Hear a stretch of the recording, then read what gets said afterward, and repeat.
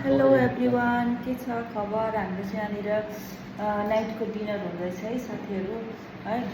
आज चाहिँ एकदम बिजी भएर चाहिँ हाम्रो रुम चेन्ज गर्नुले गर्दाखेरि एकदम बिजी भयो। रुम चेन्ज गरेँ, फर्स्ट डे चाहिँ खाना बनाउनु पनि, तर मेरो थाकेँ क्या चेन्ज गर्दा गर्दा, सबै सफा गर्दा अनि फेरि त्यो रुमहरूको सामान हटाउँदा खुट्टामा कहिल्यै लागिन्जेल भयो। त्यही भएर चाहिँ मैले खाना बनाउनु पाइनँ होइन। नयाँ रुममा आज यसरी हाम्रो यहाँनिर बाहिरको खानाबाट स्टार्ट हुँदैछ। मलाई भिडियो बनाउने पनि मुड थिएन, यो छोराले चाहिँ मलाई पुरा रहर गरेँ क्या। आज चाहिँ कहिले नमान्ने मान्छे आज चाहिँ मम्मी भिडियो बनाऊ भने होइन। त्यही भएर चाहिँ मैले भिडियो बनाएको आज। नुडल्स खाँदैछ उसले, त अघि खाइसकेछ मोमो। हाम्रो चाहिँ यस्तै छ है साथीहरू। Say something